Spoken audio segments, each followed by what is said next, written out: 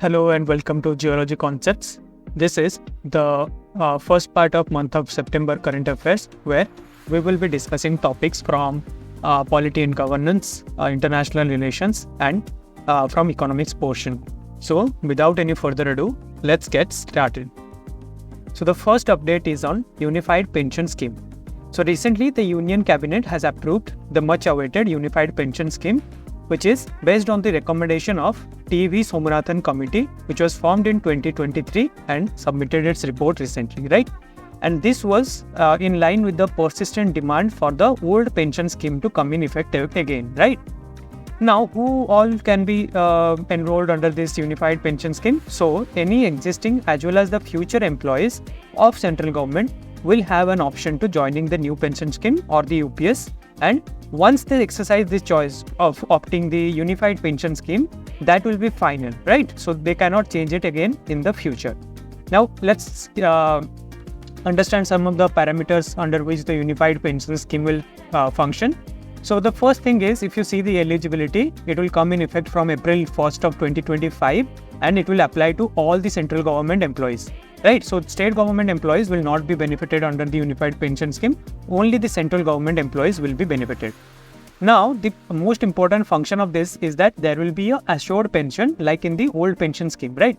So that assured pension will be 50% of average basic pay that was drawn over last 12 months prior to their retirement or superannuation for a minimum and for qualifying this 50% average basic pay criteria, you will have to serve for a minimum of 25 years in the service, right? And it is also applicable for people who served minimum of 10 years, where it will be proportionate, not 50% of the average basic pay, but will be proportionate to the year of service. That is, at least 10 years you will have to serve for being eligible under the Unified Pension Scheme, right? Now there will be a minimum pension criteria, as I said, that the 10 years criteria, that is the rupees 10,000 per month will be given after retirement if you have at least served 10 years of the service, right? And under this pension scheme, the Unified Pension Scheme, the family or the family of the person will also be benefited. On demise of the person of the who was benefiting under the pension scheme, 60% of the employee's pension will be given to the family member. And also inflation indexation is also done in this scheme, where the dearness relief based on the All India Consumer Price Index for industrial worker will be calculated and given and will be increased based on the ACPI IW, right? And also the contribution, if you see, the contribution has increased, but it is not for the employees. The employee will be contributing as it is, but the government will increase its contribution from the existing 14% to 18.5%. So this is a welcome step for the and a change in the previous stand of government in the new pension scheme, and because there was constant demand for a similar scheme like the old pension scheme, this is a very good step towards a new era of Unified Pension Scheme, right? Now, during this election, you must have heard a lot about the One Nation, One Election that was in news. So the Union Cabinet recently has accepted some of the recommendations of a high-level committee on simultaneous election that was formed under the chairmanship of our former President Sri Ramnath Kovind ji, right? Now, what is this simultaneous election? So it is nothing but the simultaneous election, also known as the One Election, One Nation, One Election. It means holding elections to House of People, that is your Lok Sabha, and all the state legislative assemblies that are present in your states. And along with that, you'll also have to conduct elections for the local bodies simultaneously, that is your municipalities and panchayats together, right? So this is about this. This is what the simultaneous election is. Like it will be held for the Lok Sabha, the state legislative assemblies, and the local bodies simultaneously, right? Now this concept of simultaneous election is something that is not new to India. So previously, if you see, during the year 1951, 52, 1957, 1962 up to 1967, the elections were held in a simultaneous manner. But after that, during the premature dissolution of Lok Sabha in 1970s, this simultaneous election phenomenon got distorted, and it is currently, like we see, the kind of election that goes on in our India is not simultaneous anymore, right? Now, what are the key highlights of the high-level committee? So, the committee says that we need to conduct simultaneous elections for the Lok Sabha, legislative assemblies and local bodies to reduce the burden on the government, also the businesses, courts, political parties and civil society, which happens due to frequent elections. So, if you know, India is always on an election mode, right? Somewhere in any part of India, if you see at any given time, there will be some kind of election that will go on, right? So that is why we need to, and due to those frequent elections, we have to divert a lot of resource towards the election processes, right? The security also gets compromised sometimes. So for that reason, the committee recommends that we have to conduct simultaneous election to reduce the burden on every aspect of our society, right? Now it will be done in 2 phases, right? If it is implemented, it will be done in 2 phases. The first phase will conduct elections for the Lok Sabha and the state legislative assemblies simultaneously. And in the second phase, we'll conduct the local body elections within the 100 days. So once the Lok Sabha forms and the state legislative assembly forms, after that, within 100 days, we'll have to conduct the local body elections in panchayats and municipalities. And to do that also, since election is or right to vote is a constitutional right, we'll have to also amend the constitution for introducing simultaneous election. So there will be a lot of amendments, but 3 particular amendments or new clauses will be added to the constitution during if this has to be implemented, which is your Article 82A, which talks about the first sitting of the House of People or the Lok Sabha and how the appointment will be fixed, right? So that is something that is 82A talks about. Then Article 83 will be implemented, which says that if in case of a hung parliament or a no confidence motion, the newly elected Lok Sabha or the state legislative assemblies will only function till the unexpired term of the previous Lok Sabha or the state legislative assembly, right? So it will not complete the full 5 years again. It will only complete the remaining period that of the dissolved house, right? And then another article, that is Article 324A, will be implemented, which will be related to holding simultaneous election in the municipalities and panchayats with general elections, right? So here, if you see, for this part, you'll have to ask the states, because the panchayats and municipalities are something that will come under the states supervision, right? So ratification of 50% of the states will be mandatory here. So that is all about the one nation, one election concept that is recently introduced in India's election landscape. Now there is a new scheme that has been in news recently, which is called the PM E-Drive scheme, or Prime Minister Electric Drive Revolution in Innovative Vehicle Enhancement, or PM E-Drive scheme, which is in news recently because of its exclusion of electric cars from the direct subsidy. Now, if you see what is this PM E-Drive scheme, it is aimed at promoting electric mobility in India with a financial outlay of 10,900 crore over the next 2 years. Now, why this scheme is implemented? Because it will be replacing our FAME 2 subsidy, which has recently got over in April 2024, right? So after FAME 2 scheme ended, we needed a new scheme, and for that reason, the PM E-Drive scheme was implemented, right? And the scope of it, if you see the scope, that it offers a financial incentive to around 25 lakhs of electric two-wheeler, then some 3 lakh electric three-wheelers and 14,000 electric buses. So if you see, there was no provision for electric cars, right? And automakers can claim reimbursement for electric vehicle sales similar to the previous FAME 2 scheme, right?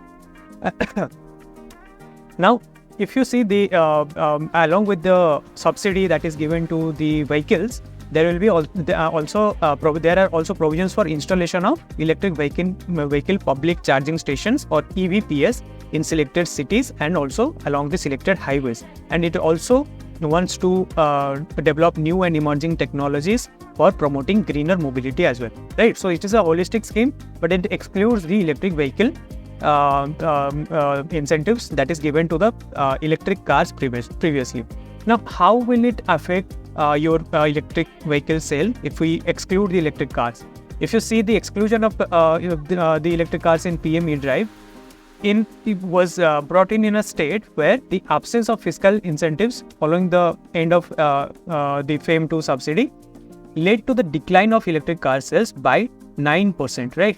So, say between the April to August 2024, if you see, the electric car sales dropped by 9%. And in this kind of scenario, if we exclude the direct subsidies for the electric vehicles or cars, it will again reduce the sale of these electric vehicles, right?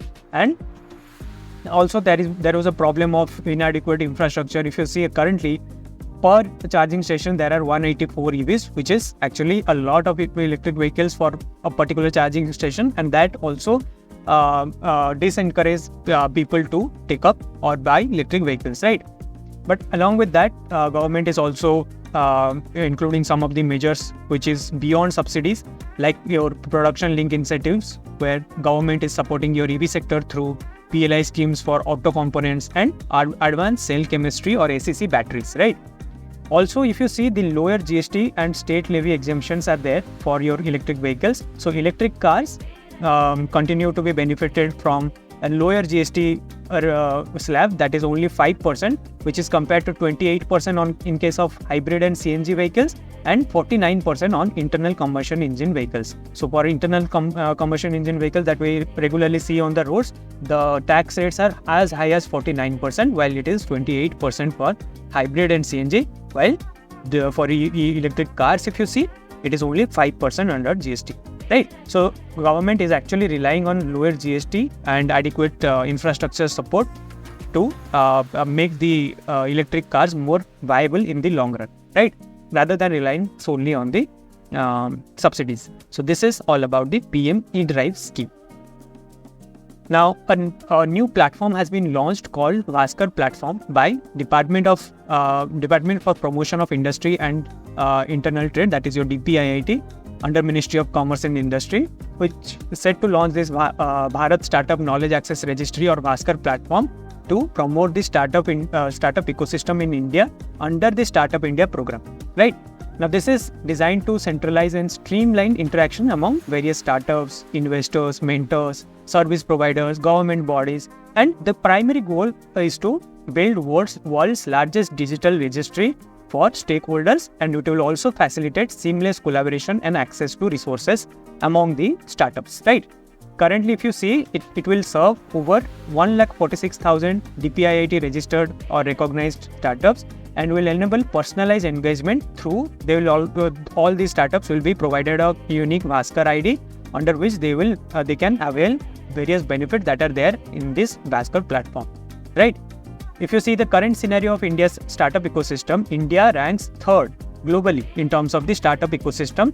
And if you see between 2014 to 2023, that is within a decade, the number of startups in the country surged from approximately 70,000 to 80,000. So almost 10 times or 11 times increase, if you see, happened in this 10-year time period, where government has given a lot of incentives for startups to thrive, right?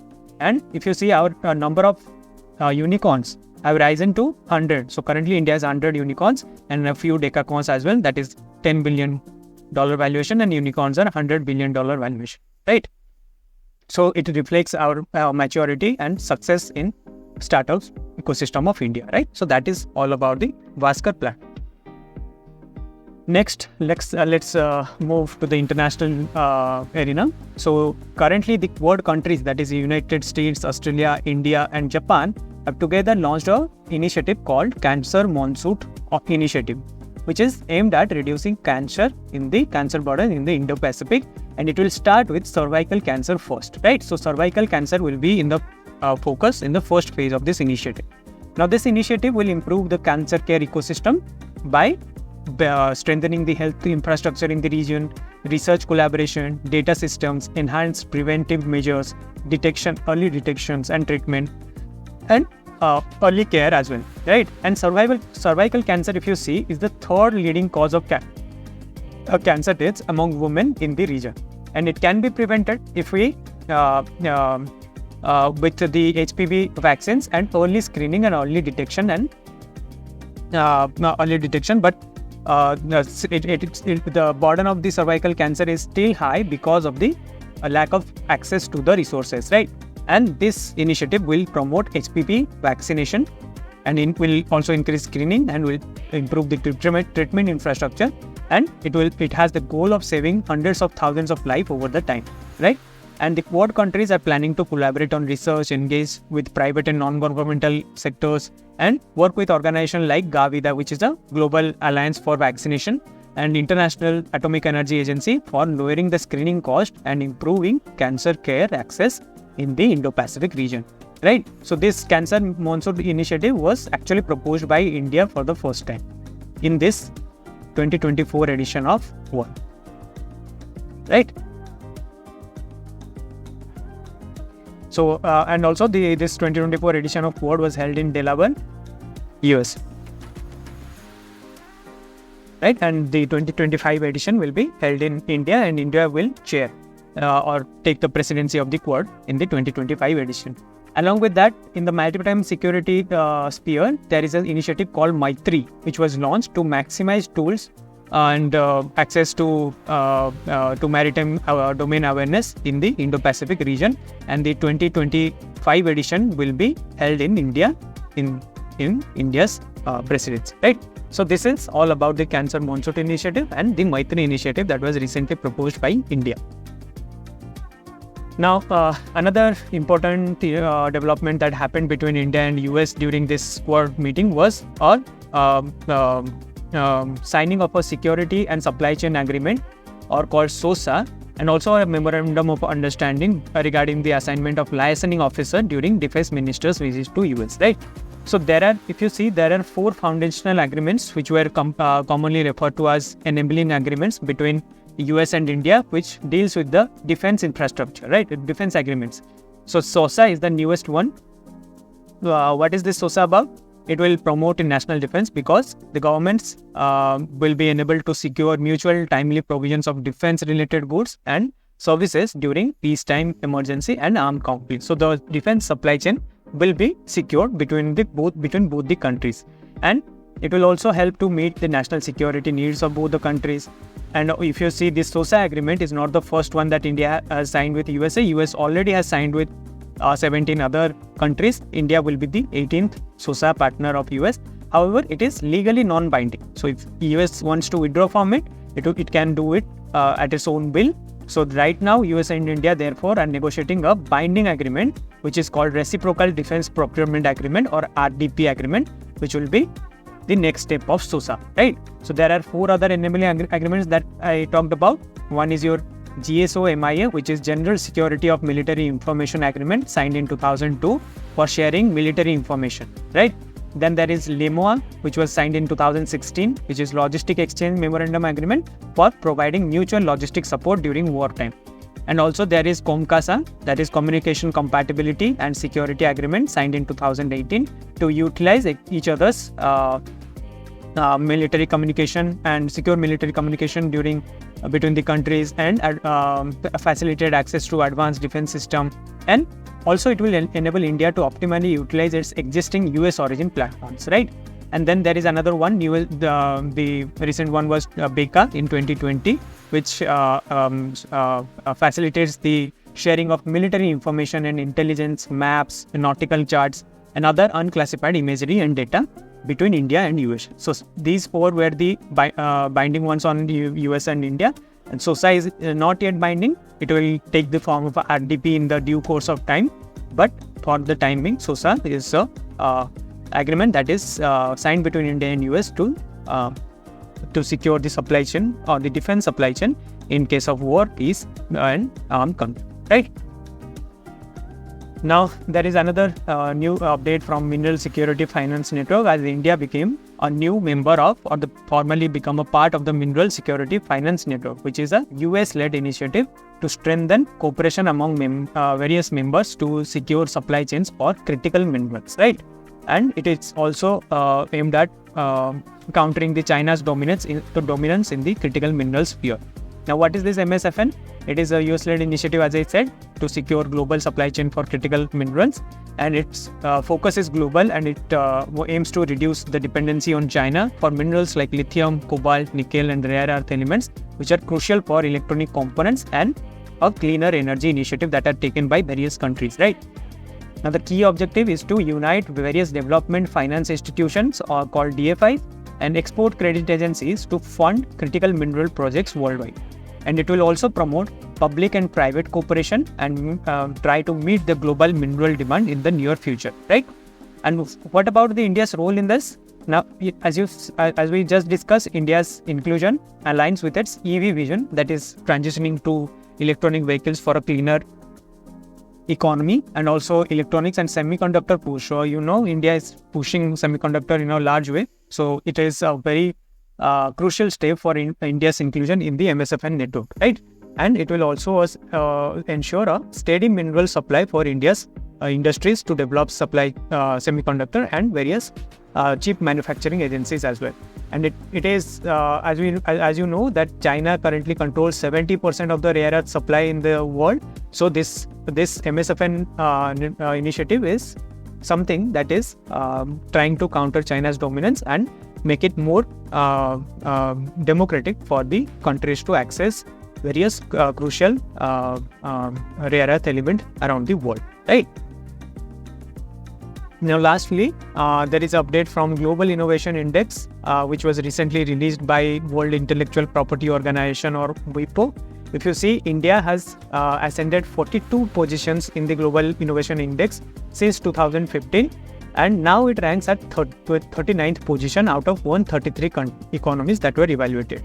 Now, as I said, it is published by WIPO, or Intellectual Property Organization, and currently India is 39th. Previous year, in 2023 edition, India was 40th. So the key indicators over which the Global Innovation Index ranks these 133 countries is ICT service export, which is you know that India ranks first globally in terms of ICT service exports. Then the venture capital that is received in India's startup ecosystem is also evaluated, and the number of unicorn companies. If you see, India ranks 8th globally in terms of number of unicorn that are there in the country, right? Now, what are the positives? That startup growth has been significant over the past decade. ICT service leadership has been, India is leading the ICT services export around the world, and the venture capital fund has been strengthened in the recent years. But there are certain challenges like low R&D expenditure in the India's various sectors. The manufacturing sector is still lacks a lot of innovation, and infrastructure gaps are still there. Although there are a lot of initiatives like Make in India and Atmanirbhar Bharat, but infrastructure gaps remain a hurdle for the innovation to thrive, right? So that's all for the first part of the September current affairs. I hope you have gained some insightful knowledge from this discussion. I'll come up with the second part very soon, and until then, keep revising. I'll see you in the next one. Thank you.